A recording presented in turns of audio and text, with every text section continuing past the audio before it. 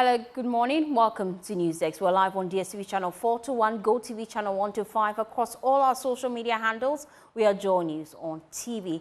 Coming up, Dr. Prof Kobby Mensah vows to canvass 85% of votes in the Ashanti region for the governing New Patriotic Party as he touts the achievement of the NPP, insisting no president in the Fourth Republic has performed better than President Akufo-Addo. Which President Mensah can say, I deal with fear. Yes, I deal with fear. I deal with fear. 85%. We will analyze his first speech after his grand unveiling at Kumasi yesterday. Also in this bulletin, will Prof Mensah, aka Nam1, walk away a free man or open his defense case? We're live in court where the fate of the CEO of the defunct Men's Gold Ghana Limited will be decided. And later in the bulletin, we've got updates on BECE as it enters day 3.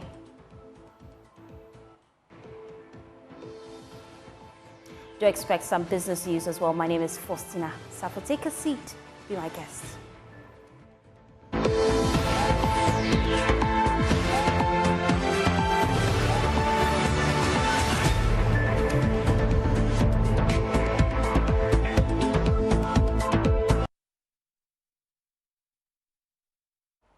Thanks for choosing us. Now we start with the NPP. We want 85% in the Ashanti region. Those are the words of Dr. Prof Kobby Mensah as he was officially outdoored as running mate to the governing New Patriotic Party's flag bearer, Dr. Mahmoud Bawumia.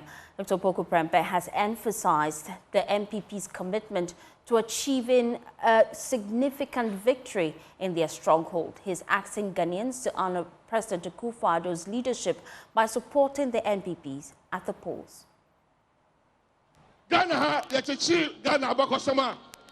President Akufo-Addo called retirement. But if the Mr. Case will say, a free side Ghana from 1957.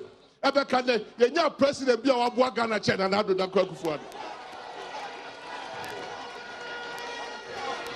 Messi a free 1957. Bekane, one form of Kwame Nkrumah, one form of Obia di wa abadi mampanya wa boga na ho ban ene Ghana kola nim China na do dankwa Akufo-Addo me ka ne se ya di jawa ne di oso ya di jano no ofa soa ye ma no ya akono eti na ye gire ha ya ma de si 2008 na bi si biobo chama wutumi kan na me ka so de ba ya fe de ba ya ni monyam sana na do ba ko adako Akufo na ba na 7 January wa so onu adi ni oketo ba obi ansa ne de ne ye ba ana ma de adi che obi a e bi se ajuma ri ba ba ye no Dr. Obi Ababa Ishebu ma na Ghana ye den akodanim me so ye babunu ye abrante na wo ha o da chinti to ma Dr. Bawumia ye ba den ye ba ko fiafia ye ba ko fiafia ako chana na do Akufo-Addo ne mopo ye ama Dr. Bawumia enenti Dr. Bawumia tibi be chira aka se ye tu abaman ye mpa 70% do Ashanti jiro mutie President Mensah ka o se ade wo fie ye yes ade wo fie ye dey ade wo fie ye dey 85%. Yeah, 75 in the we see up a day. 85%. 85%. And now watching Adam joins us live with more on this. He covered the event yesterday. Let's start by analyzing what he said because he spoke Chi for our audience who only understand English. Tell us, what did he just say? At the Kumasi Jubilee Park yesterday was that the NPP, as far as they have an Ashanti running mate, which happens to be himself, and they are looking forward to getting not more than 85%. Their target would not be 70%, but then 85%. This is because we believe that as a running mate from the Ashanti region, which happens to be the stronghold of the NPP, with him and party supporters, most of them from the region, they would be seeking 85% votes from the Ashanti region. And that is what would contribute to the success of the New Patriotic Party. We could earlier we heard them say they want 70%, 75%, but for him they are targeting 85%, and that is what he just said. Let's look at the comparison he makes between the performance of President Akufo-Addo and past President Australia in the Fourth Republic. What did he say? So for Dr. Matthew Prempeh, when it comes to records, no one comes closer to President Akufo-Addo. He said since independence, since 1957, all the presidents that we've had so far, President Akufo-Addo stands out in terms of achievement. And for him, there is nobody, no other president who comes close to President Akufo-Addo in terms of records. He says that looking at the achievements of President Akufo-Addo with 3 senior high school, 1 district, 1 factory, and even what he has done as education minister, championing one of the most important policies for the president, he believes that the achievement of President Akufo-Addo is unmatched. And for him, not even Dr. Kwame Nkrumah can come close to President Akufo-Addo in terms of achievement. And I'm watching Adam stay with me because he also made comments about Dumso. He said emphatically that we are not experiencing Dumso. Let's listen to that cue and then we come back and then you do a translation for us briefly. Dr.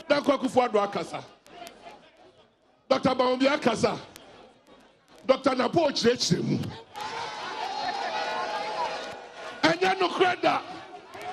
And then no credit. Said Dumso Ghana. Eh, Bob, dear, yeah, Dubai CSA.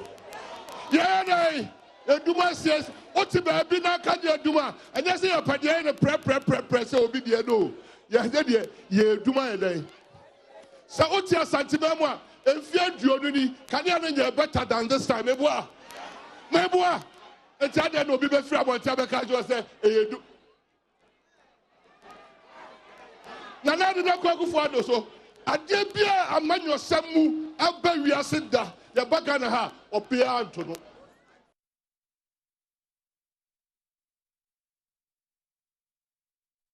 Anawachi Adam, tell us what he said. What Dr. Matthew Prempeh is saying is that there is nothing like Dumso. What we experienced in the past is not Dumso. There were some riches, but then they would not describe it as Dumso. The comment of Dumso was not just made at the Kumasi Jubilee Park. When the president himself was introducing the NPP's ticket to the Asante Hutu process to the second.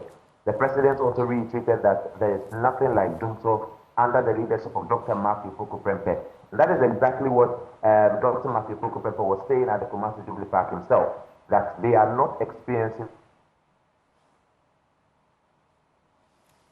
Unfortunately, we've lost connection to Nana Boakye Adam, but let me bring in Prof Kobby Mensah. He's a political marketing expert at the University of Ghana Business School. Thanks for your time here on Newsdesk.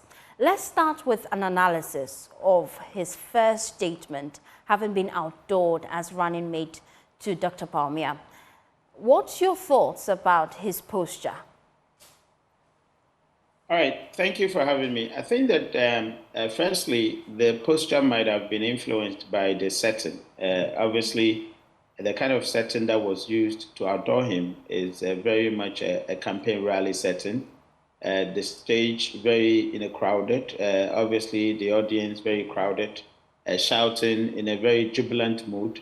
So certainly, he's going to have a very boisterous, posture.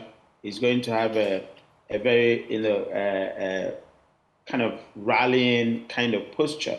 And so I think that didn't actually help him. Obviously, if you look at his body language, his tone and pace of the voice, etc., these are some of the kind of things that you think that, for an unveiling, it would have been better for him to be well managed in a stage, in a kind of a lecture, presentation position, than a campaign rallying position. So I think that the posture wasn't right, especially when it is his first step into a presidential ticket where people would need to understand his philosophy, understand his ideological positions on key issues, understand the way he connects with, the voters generally in the country. But of course, the setting, a rally setting, wouldn't actually permit for that particular posture. So indeed, it was very, very off-putting, if I should put it, to many of the so-called floating voters who would want to expect, his point of view, his global view, his world view on issues rather than a campaign in a kind of setting which was actually put forward. He is quite ambitious. He's looking at rallying as much as 85% vote for the NPP in the Ashanti region. We'll get into that shortly. But let's look at his first comparison when he touts the achievement of the Nana Akufo-Addo government, making comparison between him and other presidents, including Kwame Nkrumah. How does that make him seem to people? I mean, you don't come across as, a very credible candidate, when you start your speech by such a propagandist position. I mean, you want to actually demonstrate credence. You want to demonstrate the ability to appreciate, national issues.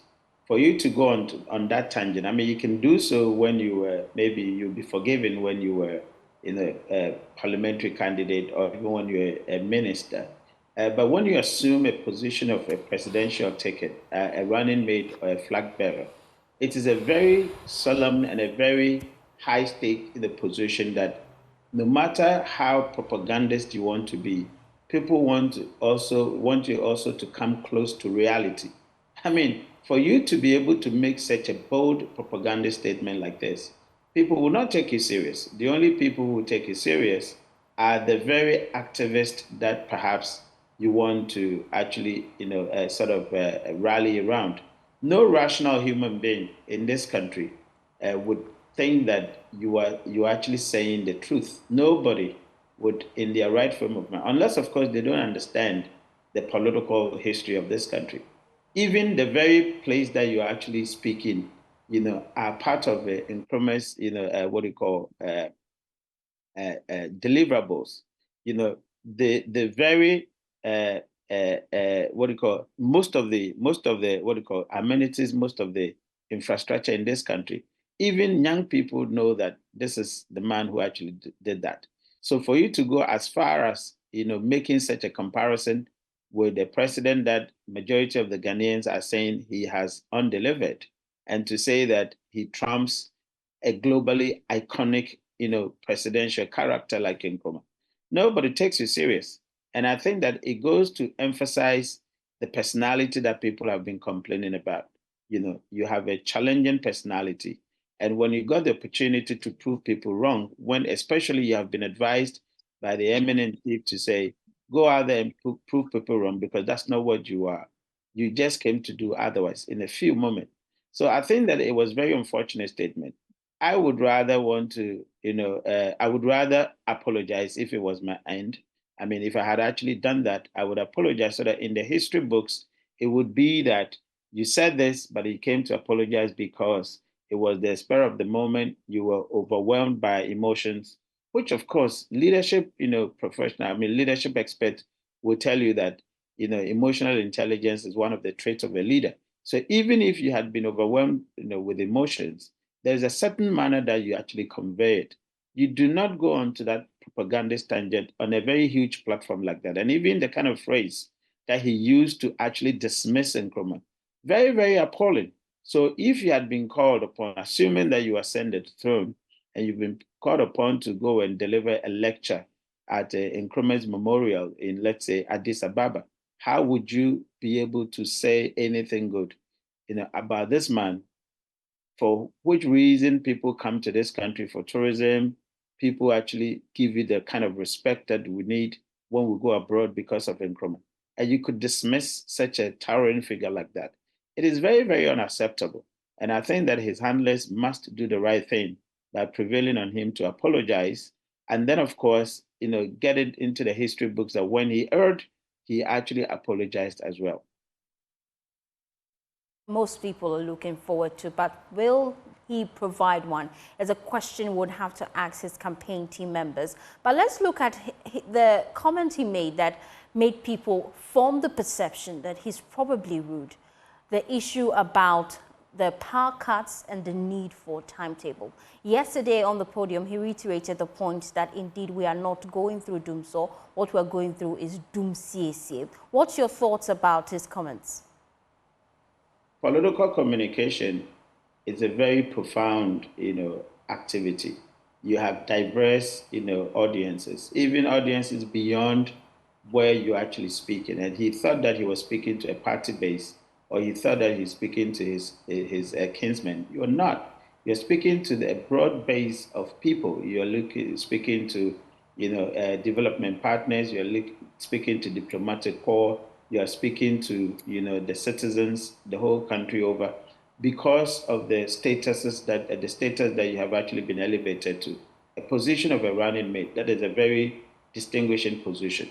For you to be dismissive of national issues such as that actually tells you that you're not ready. Because for you to claim that there's so much abundance of food to the level that people are even stealing from the student, and when people know their reality is not what you're talking about. That's propaganda, and nobody takes you serious about that. When you talk about this is not doom so, when your own party folks, your leadership, have admitted that there are issues, you have admitted that there are issues, but you're still gaslighting people and saying this is doom so, completely, dismissive of very, very important national issues, means that you're not ready to be president. You're not, remorseful of your delivery. And if you're not remorseful of your delivery, you do not have to sound dismissive and condescending. And that's exactly what he's doing. That is not leadership. And I think that his handlers and the ticket head, Bawumia, must be worried and start addressing some of these issues if really you want the backing of Ghanaians. You do not want the backing of only the Ashanti people or only the activists of the NPP. You want the backing of the people, that is Ghanaians. And then, of course, you want the ear or you want the attention of the global community because you are ascending to the throne of a president. If you become so dismissive on a campaign platform just because you have to rally the base, it is not a character of a leader. It is very uncharacteristic of a leader to be dismissive of national issues. What else wouldn't you be dismissive about? Now, Kobby Mensah, stay with me. I want to bring back a portion of his speech where he speaks about the free senior high school policy. Let's play that and we'll come back for your reaction.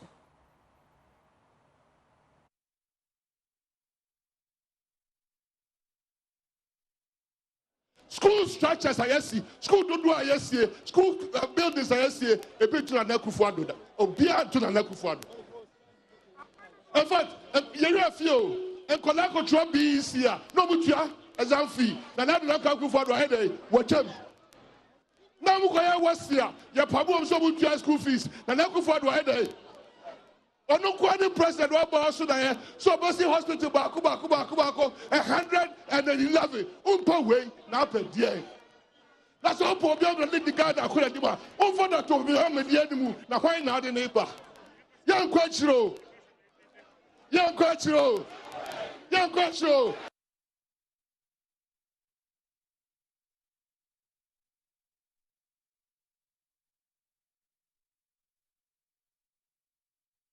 Well, Kobby Mensah, let me come to you for your thoughts about his submission. What he must understand is that he's not a hype man. I mean, no matter what you would describe the vice presidential slot as it is not a hype manship. It is not a showmanship. It is about talking about the realities of the people. Now, if you say that Nana Akufo-Addo is the only one who has dreamt of building 111 hospitals, is that actually a delivery? I mean, for political talk and then for ambitions, etc., people can have it. A lot of people can have it. Have you done it? Have you delivered? The people that you're actually telling them about, they will get sick. If they get sick, would they have a place to be treated? Would they have enough beds to actually get on? The people that you're talking about, the schools that you built, yes, the reality in their life is that there is a double track. The reality is that people are going to school for 6 weeks and coming back for 3 months. These are the realities. Of course, there is a way of communicating campaign promises and delivery, but you do not go to the extreme as he's doing. And when the people get into their reality, when they get out of the campaign grounds and go home, they are confronted with enormous challenges, including water, including food, including transportation, including health, including education.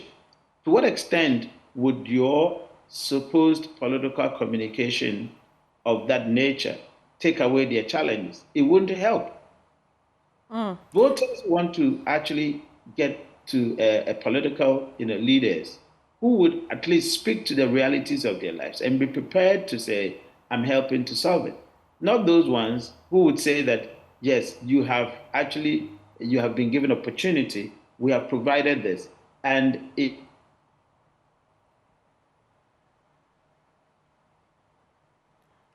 Unfortunately, we can't hear you, Kobby Mensah. You have to unmute so that you can finalize on that point. I also have with me Farouk Aliu Mahama. He's MP for Yindi. He's also a member of the NPP. He's a son of a former vice president. He will join us shortly for this conversation. But let me come back to you, Kobby Mensah, so that you finalize on your point. Yeah, say the question again. So you were just finalizing your point before we lost you briefly. Okay. Yeah, so I'm saying that Napo should understand the position that he's gotten in. He has to be realistic with the people. He needs to refine his communication. He needs to refine his attitude and behavior. He needs to connect to the general public as opposed to being a sectionist. Yes, your duty perhaps is to wrap up the vote for the NPP in Ashanti. But that's not the only task, because you become a president for a vice president for the entire Ghana. So there's no point in boxing yourself up in one constituency and not being aware of the impact of your rhetoric on the rest of the country. You cannot wrap up your base by dividing the country. That doesn't work like that. Let me bring in Farouk Aliu Mahama. He is MP for Yindi, to share his thoughts about the delivery of Napo. The first time we're hearing from the running mate for Dr. Mahmoud Bawumia. What's your assessment about his speech? Yeah, thank you very much, and good morning to your listeners. First of all, the New Patriotic Party went through the ritual, through the National Council, and what we did yesterday, I was there yesterday, was to reaffirm and outdoor our president and our incoming president and our vice presidential candidate. And this has been able to be successful, and successive presidents from the NPP, President Kufuor, and all people to Akufo-Addo and everybody has gone through the same ritual. It was a colorful moment. The event was very charged. It was a good opportunity for the vice president and the president to present our candidates to the Otumfuo and all advices which were given in terms of how to be able to carry himself as a running mate and to become a vice president, inshallah, when he's voted for. And we moved to the park. And I think after the president and the vice president speak and espousing the qualities of Napo, we had opportunity to hear from him. And as usual, as outspoken he is, he tried to let the people understand where he's coming from and what he's brought on board vis-a-vis when he was education minister, what he did, and his energy minister, what he's been able to do, and to also talk about the achievements of Nana Addo Dankwa Akufo-Addo. I thought it was a big opportunity for him to also propagate and see what he's bringing on board. And I believe that his message was something which was well received by the New Patriotic Party and the Ghanaians at large, because at the end of the day, if you look at the Napo and his stature, he's the kind of person who has the energy to speak and always likes to be very to his voice, to anything that he tries to put across. And I believe that going forward, enough of the speech and all that, we are getting to the ground. The vice president is in the north. I'm on my way to the north to receive him. And we're hitting the ground running. And inshallah, the vice presidential candidate will also set up his campaign strategy and move around the country to cast out for vote and convince Ghanaians why we should retain us. And inshallah, the message would go well and we would be able to be retained and bring the aid. Let's look at the first comment he makes. He had the daunting task of proving to Ghanaians that the tag of being, quote, rude was wrong. But then he takes on the whole presidency structure. He talks about making a comparison between the performance of Nana Akufo-Addo and bringing in Dr. Kwame Nkrumah. What's your honest thoughts about it? You've been around the political arena for a long time. Yes. First of all, is Napo as a person in his view spoke well about President Akufo-Addo, and indeed that is the true fact that President Akufo-Addo has done well. But I'm also privileged to say that my grandfather, my maternal grandfather, Mori Gala, was MP for Social, Minister for Trade, and Ghana's Minister for Foreign Affairs, and worked tirelessly with President Nkrumah under the Nkrumah regime. Successive governments have come and passed. Nkrumah did his best for the country. Same way, successive governments have come to do their best. And I think that Napo, as a government appointee and a cabinet minister, thought that it is President Akufo-Addo, and indeed I support that assertion that President Akufo-Addo has done, but a comparative aspect of what it is what I want to not comment on, because I believe all governments have done their part from the First Republic to the Fourth Republic. It is indeed a growth in what we've done, because it's just like having your son. And for instance, my late father was the first Muslim vice president in the MPP. Today he's no more. I'm an MP, and I believe that my dad's wish to see me become greater than him. So if President Nkrumah really laid the foundation for this country through the First Republic, and President Akufo and my late father and Vice President Bawumia and Nana Akufo-Addo have performed better than them, it is natural, and it will be the wish of every father to see his son achieve greater than him. So, and also if you look at the advice and expectation, that in total was a very candid in expression and advice our brother Napo that he should be able to humble himself to everybody. And I don't think Napo is arrogant. I just see him to be very assertive. And when he's a free-minded person, when you do something, he's somebody who can just approach you and let you understand. So if by that way people see him that, I don't see him to be that way. And Otumfuo himself accepted that his grandson is an arrogant person. But everybody has a different eye and a thought. And I believe that all in all, Napo is somebody who is more versed and more ready to take over the mantle as the running mate. And inshallah, with the help of Ghanaians and with the help of the New Patriotic Party, we should be able to achieve greater things for the country. When he delivered his speech, most Ghanaians were looking forward to an apology, because at the peak of the intermittent power cuts, we expected a timetable, which he said we didn't need one. During his delivery, he reiterated the fact that we're not going through Dumso, but Dumsiesie.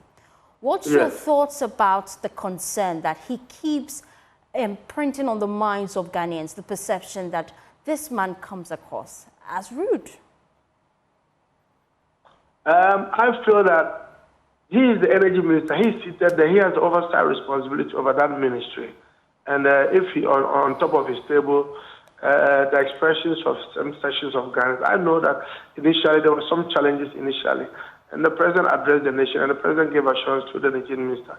And I believe now that Dumso is not something. It was issues which were being addressed. Even the majority caucus were briefed by the minister. And I believe that the minister was on top of issues by saying that there was not really a Dumso. It was a short time frame, which certain challenges were there for him to overturn, and I believe he's been able to do that. The issue about his apology to Ghanaians, that I cannot speak for him.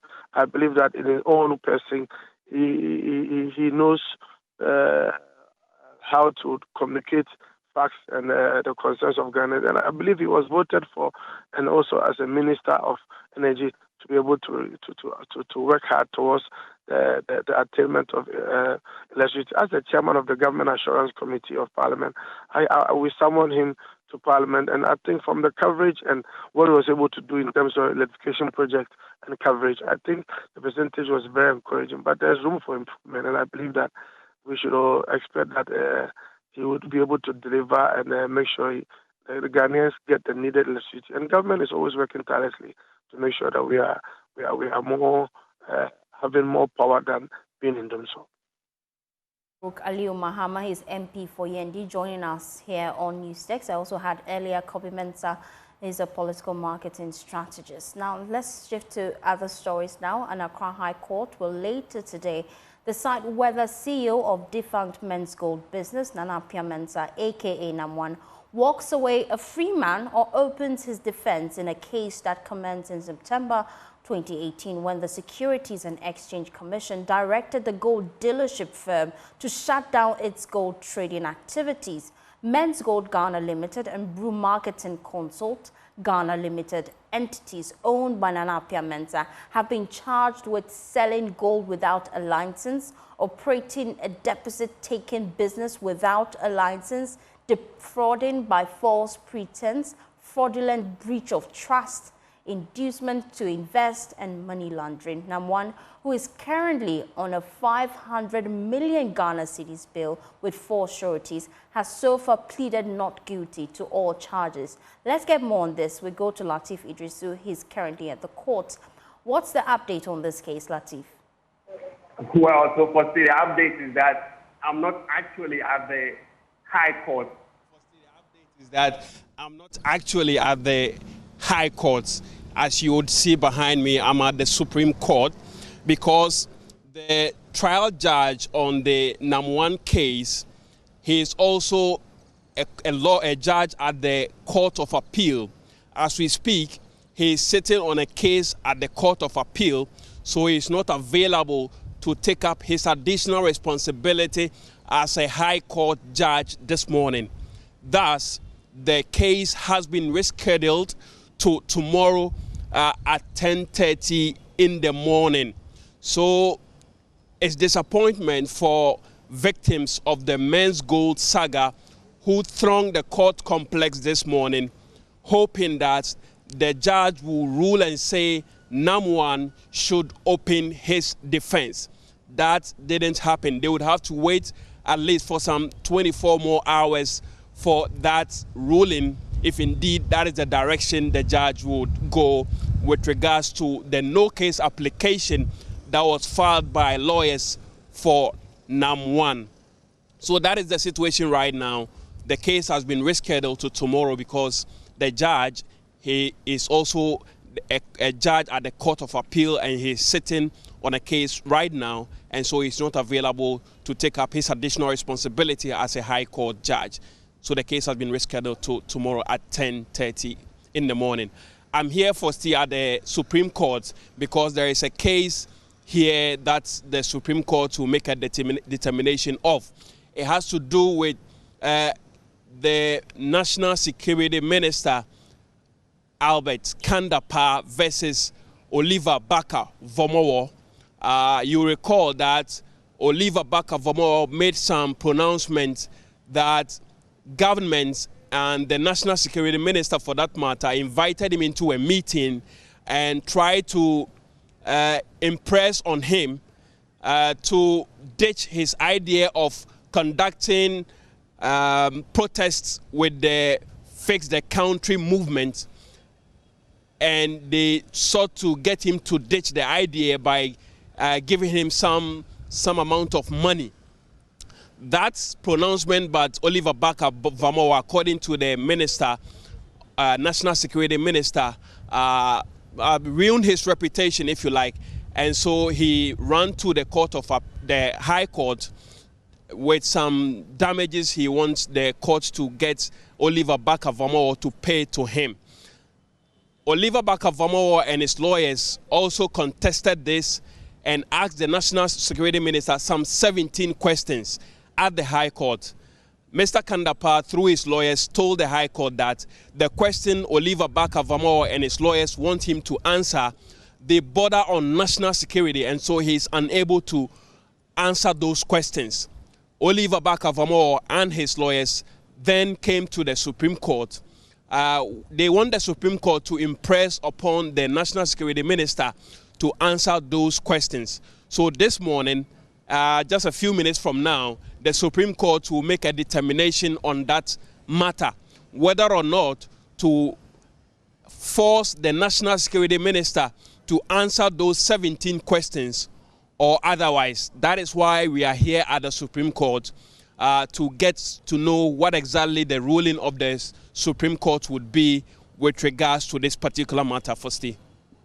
Steve, we'll be back to you at 12 p.m. I'm sure by then the case would have already been heard. Let's do some other stories now. The Bank of Ghana, during the banking sector cleanup exercise in 2017, significantly increased the capital requirement for banks, compelling them to shore up their financial basis or face closure. But Global Chairman of Group Indum, Dr. Prof Kobby Mensah, has revealed that the capital value of his defunct GN Bank was deliberately misrepresented as low to force the closure of the bank. Now, the debt value of 2.2 billion cedis, according to Dr. Indum, was counted as 30 million Ghana cedis, placing the bank as unstable and facing financial systematic risk. Clinton Yeboah has more in the following report. Ghana revoked the licenses of 23 savings and loans companies and financial house companies, which included the GN Bank. The exercise formed part of a reform agenda by the central bank, including the aggressive closure of financial institutions that were judged to be unviable due to poor financial health or non-compliance with new regulatory standards. Global Chairman of Group Indum, Dr. Prof Kobby Mensah, during an inspection of the defunct GN Bank office at Roman Hill in Kumasi, disclosed his bank was on duly shut down. The facility, which still has GN Bank branded stickers around its walls and windows, have been rented out to a Chinese curtains and bed materials retailer. I know that the people who said we only had about 30 million Ghana cedis there, I know they did it deliberately, because the same people a year before had said, oh, what they had counted was around 640 million Ghana cedis. Also to the same Bank of Ghana, they sent it to them from the Ministry of Finance. And then they themselves have seen the report from an independent auditor in 2017, 2018, which confirmed that the value of our project was 2.2 billion Ghana cedis. So why did they go and say 30 million and then use it to collapse the GN savings? I can't say why.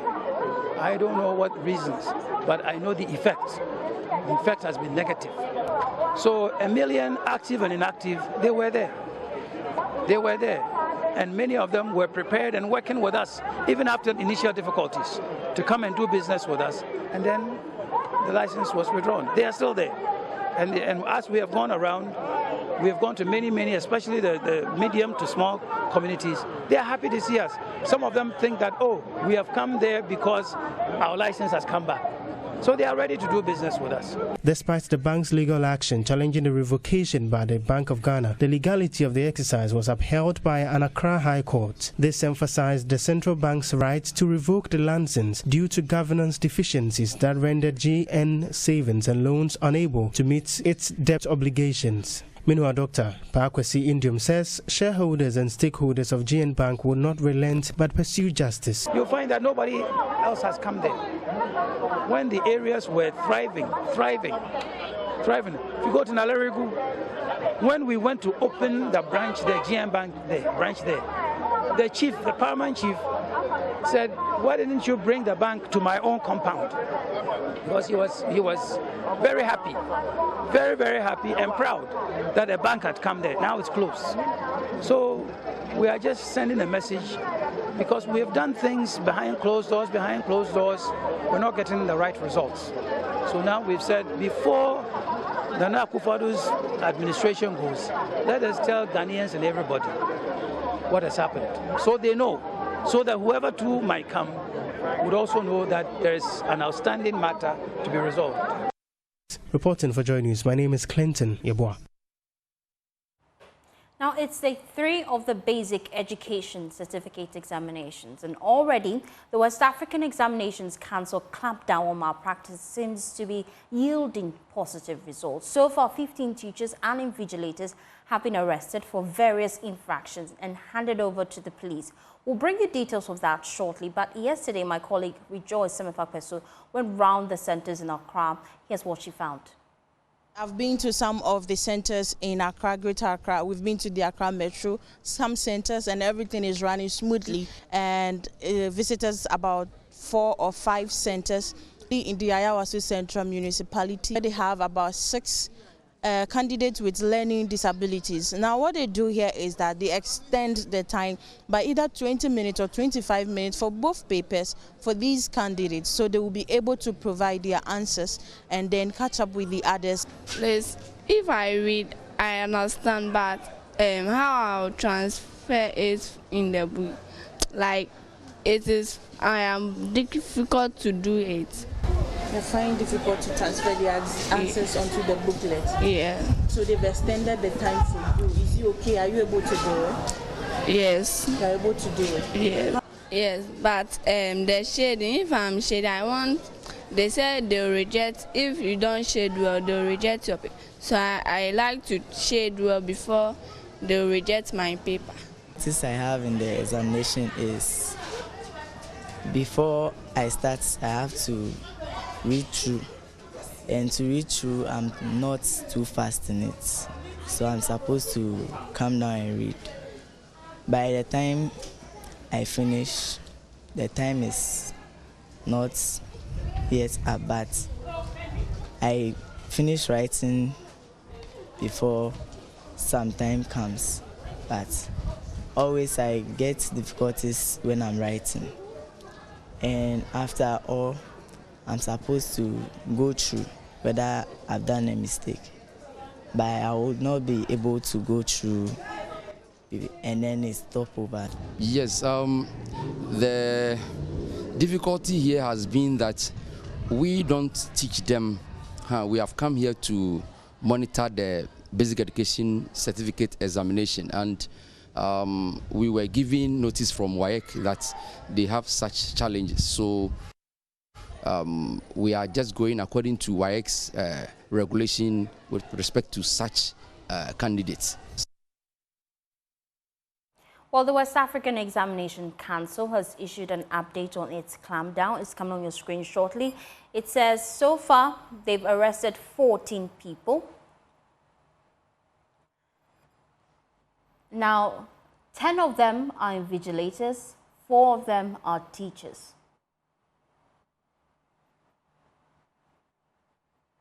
Now, what are their crimes? Assistant students, 7 people were arrested, and they were all teachers for assistant students. Also, mobile phone possession, and 2 people were arrested for that. They include invigilators and teachers. Now, snapshot of questions. You're prohibited from taking snapshots of the question paper. 4 people were arrested for that. They include invigilators and teachers. And then also, 1 invigilator was arrested as well for taking snapshot of questions. So it brings the number to 14. Well, you're still watching News Desk. We're taking a quick breather. We'll be back with business. Just stay tuned in.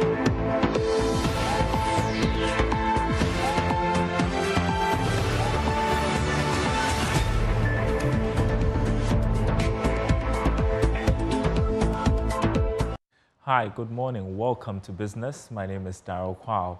The Bank of Ghana will be selling $120 million to bulk oil distributors through its auction program for the 3rd quarter of this year. This was captured in the Forex auction calendar from July to September. George Yafe has more.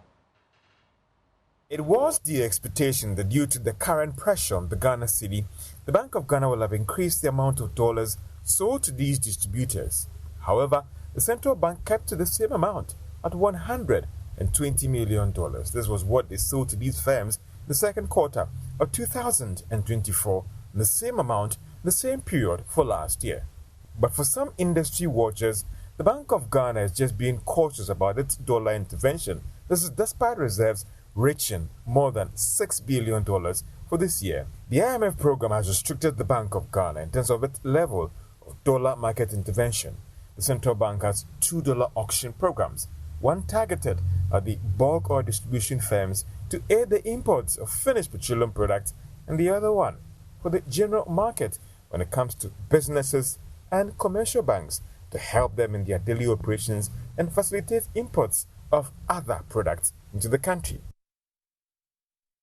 Now, the African Peer Review Mechanism, APRM, is set to establish the Africa Credit Rating Agency to provide reliable assessments of African economies through their credit worthiness. However, Director of Governance and Specialized Reporting at the Africa Peer Review Mechanism has questioned the methodologies used by international rating agencies and called for an unbiased approach across board. He was speaking during a press briefing in Accra. It was the expectation that due to the current pressure on the Ghana cedi, the Bank of Ghana will have increased the amount of dollars sold to these distributors. However, the central bank kept to the same amount at $120 million. This was what they sold to these firms in the second quarter of 2024, and the same amount in the same period for last year. In September 2020, Ghana publicly disagreed with international credit rating agencies following a downgrade by S&P Global and Fitch Ratings. This disagreement led to the formation of the Africa Credit Rating Agency, led by the African Peer Review Mechanism, an autonomous arm of the African Union. Speaking at a media briefing in Accra, a member of the Governing Council of the National African Peer Review Mechanism, Lord Mansfield Bedu, says this initiative is critical for the continent's financial development. Recent downgrades of Ghana and other African countries by global rating agencies, described by our president as reckless, have brought to light the urgent necessity for Africa to develop its own rating agencies. These agencies will be better attuned to the unique economic context and challenges faced by African nations, providing more balanced and fair assessments. Such a move will not only enhance the credibility of credit ratings within the continent, but also foster greater financial autonomy and resilience. Director of Governance and Specialized Reporting at the African Peer Review Mechanism, Dr. McBride Kalamba, emphasized the importance of this new agency. We are confident that the Africa Credit Rating Agency will serve as a catalyst for greater investment, economic stability, and sustainable development across the continent, because it speaks to the access to capital, the quality of capital. These two initiatives are part of the APRM's mechanism of support to the African Union's member states, in line with an African Union decision, which directed us as the APRM, we are an autonomous entity, directed us to provide support to African Union member states in the field of rating agencies. Chief of Section on Innovative Finance at UNECA, Sonia Esombaji, highlighted the need for capacity building to ensure effective sovereign credit ratings. We have conducted extensive training programs on sovereign credit ratings. Last year, we have organized and developed an online course for 254 experts from 40 different African countries. And the focus was really on the methodologies, but also the factors that drive the credit rating. The Africa Rating Agency is set to begin full operations by 2025, aiming to provide reliable assessment of both corporate organizations and countries across the African continent. And that's it for this segment. Faustina returns in a bit.